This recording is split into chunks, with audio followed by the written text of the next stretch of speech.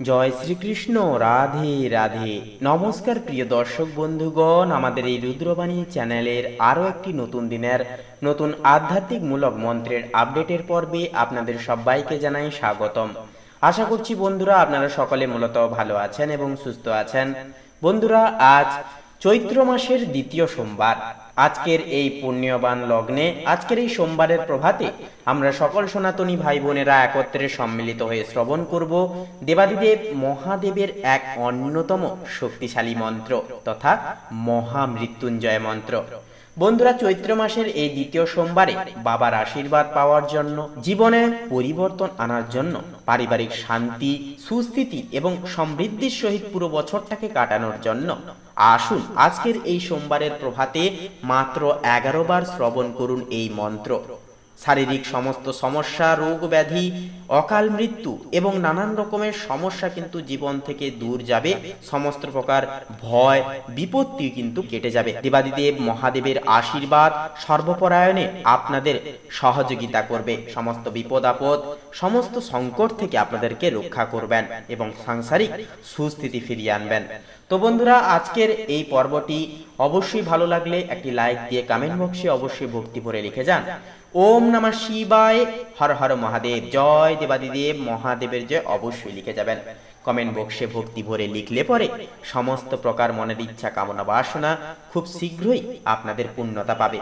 এছাড়াও বলবো বন্ধুরা, অবশ্যই এই মন্ত্রটি যখনই জপ করতে বসবেন পূর্ব প্রান্তে মুখ করে বসে হাতে রুদ্রাক্ষের মালা ধারণ করে আপাতত 11 বার অবশ্যই আপনারা জপ করবেন এক মনে শান্ত নিবড়তার সহিত। এছাড়াও বলবো বন্ধুরা, মন্ত্রটি জপ করার পূর্বে অবশ্যই ধ্যানমগ্ন হয়ে আপনারা মনে মনে দেবাদিদেব মহাদেবজিকে স্মরণ করবেন এবং বাবার চরণে কোটি কোটি প্রণাম নিবেদন করে মনে মনে তারপরে এই মন্ত্রটি ভক্তি এবং বিশ্বাস বজায় রেখে অবশ্যই জপ করা শুরু করবেন। তো বন্ধুরা, চলুন এবার এই মন্ত্রটি জপ করা শুরু করি। ওম নমো ভগবতে বাসুদেবায়, জয় শ্রীকৃষ্ণ, রাধে রাধে।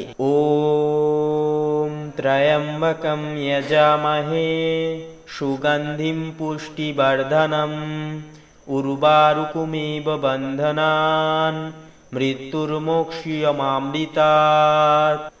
ওম ত্রয়ম্বকম যজামহে সুগন্ধিম পুষ্টিবর্ধনম উর্বারুকমিব বন্ধনান মৃত্যুর্মোক্ষীয়মামৃতাৎ।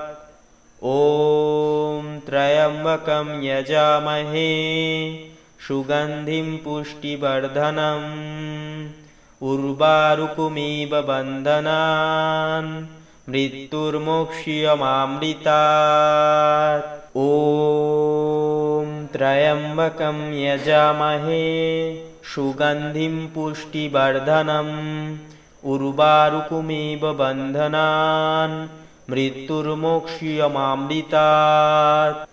ওম ত্রয়ম্বকম যজামহে সুগন্ধিম পুষ্টিবর্ধনম উর্বারুকমিব বন্ধনান মৃত্যুর্মোক্ষীয়মামৃতাৎ। ওম ত্রয়ম্বকম যজামহে সুগন্ধিম পুষ্টিবর্ধনম উর্বারুকমিব বন্ধনান মৃত্যুর্মোক্ষীয়মামৃতাৎ। ওম ত্রয়ম্বকম যজামহে সুগন্ধিম পুষ্টিবর্ধনম উর্বারুকমিব বন্ধনান মৃত্যুর্মোক্ষীয়মামৃতাৎ। ওম ত্রয়ম্বকম যজামহে সুগন্ধিম পুষ্টিবর্ধনম উর্বারুকমিব বন্ধনান মৃত্যুর্মোক্ষীয়মামৃতাৎ। ওম ত্রয়ম্বকম যজামহে সুগন্ধিম পুষ্টিবর্ধনম উর্বারুকমিব বন্ধনান মৃত্যুর্মোক্ষীয়মামৃতাৎ। ওম ত্রয়ম্বকম যজামহে সুগন্ধিম পুষ্টিবর্ধনম উর্বারুকমিব বন্ধনান মৃত্যুর্মোক্ষীয়মামৃতাৎ। ॐ त्र्यम्बकं यजामहे सुगन्धिं पुष्टिवर्धनम् उर्वारुकमिव बन्धनान् मृत्युर्मोक्ष्यमामृतात्। ॐ त्र्यम्बकं यजामहे सुगन्धिं पुष्टिवर्धनम् उर्वारुकमिव बन्धनान् मृत्युर्मोक्ष्यमामृतात्। ॐ त्र्यम्बकं यजामहे सुगन्धिं पुष्टिवर्धनम् उर्वारुकमिव बन्धनान् मृत्युर्मोक्ष्यमामृतात्। ॐ त्र्यम्बकं यजामहे सुगन्धिं पुष्टिवर्धनम् उर्वारुकमिव बन्धनान् मृत्युर्मोक्ष्यमामृतात्। ॐ त्र्यम्बकं यजामहे सुगन्धिं पुष्टिवर्धनम् उर्वारुकमिव बन्धनान् मृत्युर्मोक्ष्यमामृतात्। ॐ त्र्यम्बकं यजामहे सुगन्धिं पुष्टिवर्धनम् उर्वारुकमिव बन्धनान् मृत्युर्मोक्ष्यमामृतात्। ॐ त्र्यम्बकं यजामहे सुगन्धिं पुष्टिवर्धनम् उर्वारुकमिव बन्धनान् मृत्युर्मोक्ष्यमामृतात्। ॐ त्र्यम्बकं यजामहे सुगन्धिं पुष्टिवर्धनम् उर्वारुकमिव बन्धनान् मृत्युर्मोक्ष्यमामृतात्। ॐ त्र्यम्बकं यजामहे सुगन्धिं पुष्टिवर्धनम् उर्वारुकमिव बन्धनान् मृत्युर्मोक्ष्यमामृतात्। ॐ त्र्यम्बकं यजामहे सुगन्धिं पुष्टिवर्धनम् उर्वारुकमिव बन्धनान् मृत्युर्मोक्ष्यमामृतात्। ॐ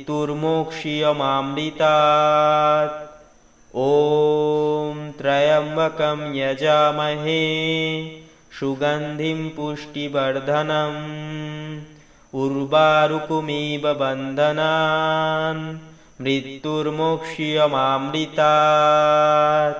ॐ त्र्यम्बकं यजामहे सुगन्धिं पुष्टिवर्धनम् उर्वारुकमिव बन्धनान् मृत्युर्मोक्ष्यमामृतात्। ॐ त्र्यम्बकं यजामहे सुगन्धिं पुष्टिवर्धनम् उर्वारुकमिव बन्धनान् मृत्युर्मोक्ष्यमामृतात्।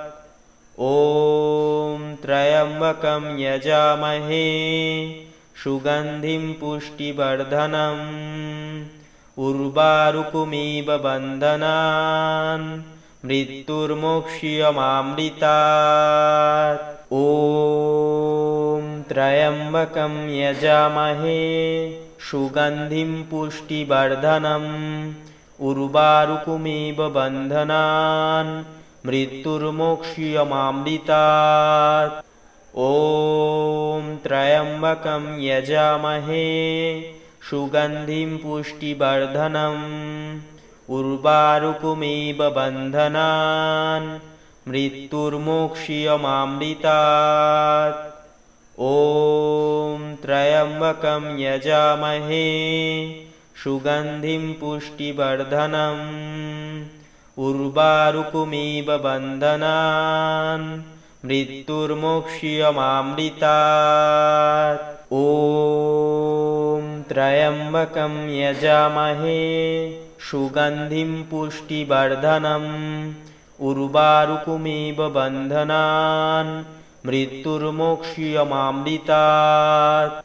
ॐ त्र्यम्बकं यजामहे सुगन्धिं पुष्टिवर्धनम् उर्वारुकमिव बन्धनान् मृत्युर्मोक्ष्यमामृतात्।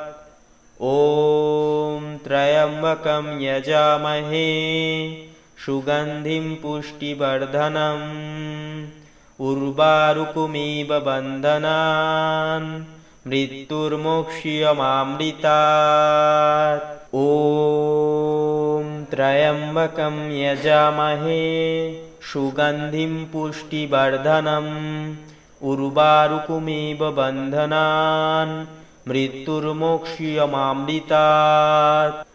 ॐ त्र्यम्बकं यजामहे सुगन्धिं पुष्टिवर्धनम् उर्वारुकमिव बन्धनान् मृत्युर्मोक्ष्यमामृतात्। ॐ त्र्यम्बकं यजामहे सुगन्धिं पुष्टिवर्धनम् उर्वारुकमिव बन्धनान् मृत्युर्मोक्ष्यमामृतात्। ॐ त्र्यम्बकं यजामहे सुगन्धिं पुष्टिवर्धनम् उर्वारुकमिव बन्धनान् मृत्युर्मोक्ष्यमामृतात्। ॐ त्र्यम्बकं यजामहे सुगन्धिं पुष्टिवर्धनम् उर्वारुकमिव बन्धनान् मृत्युर्मोक्ष्यमामृतात्। ॐ त्र्यम्बकं यजामहे सुगन्धिं पुष्टिवर्धनम् उर्वारुकमिव बन्धनान् मृत्युर्मोक्ष्यमामृतात्। ॐ त्र्यम्बकं यजामहे सुगन्धिं पुष्टिवर्धनम् उर्वारुकमिव बन्धनान् मृत्युर्मोक्ष्यमामृतात्। ॐ त्र्यम्बकं यजामहे सुगन्धिं पुष्टिवर्धनम् उर्वारुकमिव बन्धनान् मृत्युर्मोक्ष्यमामृतात्। ॐ त्र्यम्बकं यजामहे सुगन्धिं पुष्टिवर्धनम् उर्वारुकमिव बन्धनान् मृत्युर्मोक्ष्यमामृतात्। ॐ त्र्यम्बकं यजामहे सुगन्धिं पुष्टिवर्धनम् उर्वारुकमिव बन्धनान् मृत्युर्मोक्ष्यमामृतात्। ॐ त्र्यम्बकं यजामहे सुगन्धिं पुष्टिवर्धनम् उर्वारुकमिव बन्धनान् मृत्युर्मोक्ष्यमामृतात्। ॐ त्र्यम्बकं यजामहे सुगन्धिं पुष्टिवर्धनम् उर्वारुकमिव बन्धनान् मृत्युर्मोक्ष्यमामृतात्। ॐ त्र्यम्बकं यजामहे सुगन्धिं पुष्टिवर्धनम् उर्वारुकमिव बन्धनान् मृत्युर्मोक्ष्यमामृतात्। ॐ त्र्यम्बकं यजामहे सुगन्धिं पुष्टिवर्धनम् उर्वारुकमिव बन्धनान् मृत्युर्मोक्ष्यमामृतात्।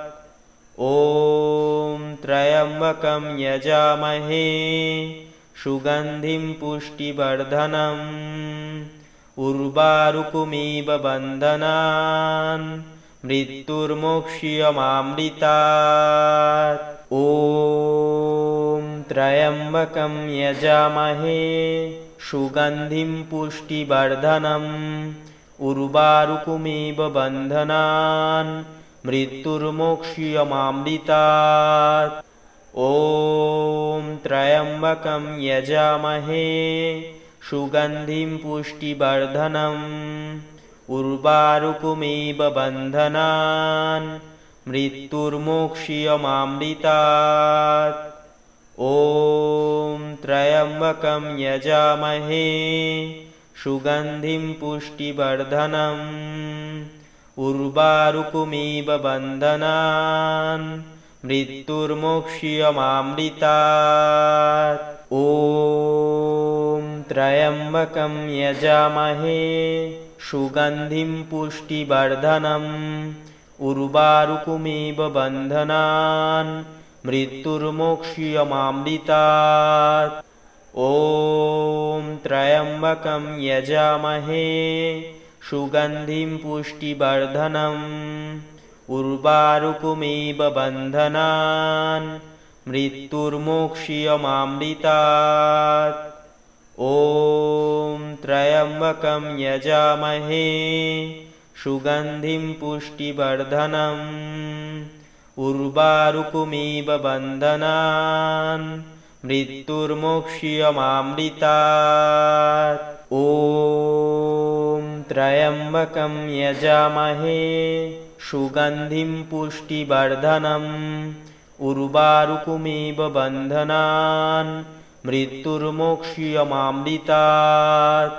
ॐ त्र्यम्बकं यजामहे सुगन्धिं पुष्टिवर्धनम् उर्वारुकमिव बन्धनान् मृत्युर्मोक्ष्यमामृतात्। ॐ त्र्यम्बकं यजामहे सुगन्धिं पुष्टिवर्धनम् उर्वारुकमिव बन्धनान् मृत्युर्मोक्ष्यमामृतात्। ॐ त्र्यम्बकं यजामहे सुगन्धिं पुष्टिवर्धनम् उर्वारुकमिव बन्धनान् मृत्युर्मोक्ष्यमामृतात्। ॐ त्र्यम्बकं यजामहे सुगन्धिं पुष्टिवर्धनम् उर्वारुकमिव बन्धनान् मृत्युर्मोक्ष्यमामृतात्। ॐ त्र्यम्बकं यजामहे सुगन्धिं पुष्टिवर्धनम् उर्वारुकमिव बन्धनान् मृत्युर्मोक्ष्यमामृतात्। ॐ त्र्यम्बकं यजामहे सुगन्धिं पुष्टिवर्धनम् उर्वारुकमिव बन्धनान् मृत्युर्मोक्ष्यमामृतात्। ॐ त्र्यम्बकं यजामहे सुगन्धिं पुष्टिवर्धनम् उर्वारुकमिव बन्धनान् मृत्युर्मोक्ष्यमामृतात्। ॐ त्र्यम्बकं यजामहे सुगन्धिं पुष्टिवर्धनम् उर्वारुकमिव बन्धनान् मृत्युर्मोक्ष्यमामृतात्। ॐ त्र्यम्बकं यजामहे सुगन्धिं पुष्टिवर्धनम् उर्वारुकमिव बन्धनान् मृत्युर्मोक्ष्यमामृतात्। ॐ त्र्यम्बकं यजामहे सुगन्धिं पुष्टिवर्धनम् उर्वारुकमिव बन्धनान् मृत्युर्मोक्ष्यमामृतात्। ॐ त्र्यम्बकं यजामहे सुगन्धिं पुष्टिवर्धनम् उर्वारुकमिव बन्धनान् मृत्युर्मोक्ष्यमामृतात्। ॐ त्र्यम्बकं यजामहे सुगन्धिं पुष्टिवर्धनम् उर्वारुकमिव बन्धनान् मृत्युर्मोक्ष्यमामृतात्। ॐ त्र्यम्बकं यजामहे सुगन्धिं पुष्टिवर्धनम् उर्वारुकमिव बन्धनान् मृत्युर्मोक्ष्यमामृतात्। ॐ त्र्यम्बकं यजामहे सुगन्धिं पुष्टिवर्धनम् उर्वारुकमिव बन्धनान् मृत्युर्मोक्ष्यमामृतात्। ॐ त्र्यम्बकं यजामहे सुगन्धिं पुष्टिवर्धनम् उर्वारुकमिव बन्धनान् मृत्युर्मोक्ष्यमामृतात्। ॐ त्र्यम्बकं यजामहे सुगन्धिं पुष्टिवर्धनम् उर्वारुकमिव बन्धनान् मृत्युर्मोक्ष्यमामृतात्। ॐ त्र्यम्बकं यजामहे सुगन्धिं पुष्टिवर्धनम् उर्वारुकमिव बन्धनान् मृत्युर्मोक्ष्यमामृतात्। ॐ त्र्यम्बकं यजामहे सुगन्धिं पुष्टिवर्धनम् उर्वारुकमिव बन्धनान् मृत्युर्मोक्ष्यमामृतात्। ॐ त्र्यम्बकं यजामहे सुगन्धिं पुष्टिवर्धनम् उर्वारुकमिव बन्धनान् मृत्युर्मोक्ष्यमामृतात्। ॐ त्र्यम्बकं यजामहे सुगन्धिं पुष्टिवर्धनम् उर्वारुकमिव बन्धनान् मृत्युर्मोक्ष्यमामृतात्। ॐ त्र्यम्बकं यजामहे सुगन्धिं पुष्टिवर्धनम् उर्वारुकमिव बन्धनान् मृत्युर्मोक्ष्यमामृतात्। ॐ त्र्यम्बकं यजामहे सुगन्धिं पुष्टिवर्धनम् उर्वारुकमिव बन्धनान् मृत्युर्मोक्ष्यमामृतात्। ॐ त्र्यम्बकं यजामहे सुगन्धिं पुष्टिवर्धनम् उर्वारुकमिव बन्धनान् मृत्युर्मोक्ष्यमामृतात्। ॐ त्र्यम्बकं यजामहे सुगन्धिं पुष्टिवर्धनम् उर्वारुकमिव बन्धनान् मृत्युर्मोक्ष्यमामृतात्। ॐ त्र्यम्बकं यजामहे सुगन्धिं पुष्टिवर्धनम् उर्वारुकमिव बन्धनान् मृत्युर्मोक्ष्यमामृतात्। ॐ त्र्यम्बकं यजामहे सुगन्धिं पुष्टिवर्धनम् उर्वारुकमिव बन्धनान् मृत्युर्मोक्ष्यमामृतात्।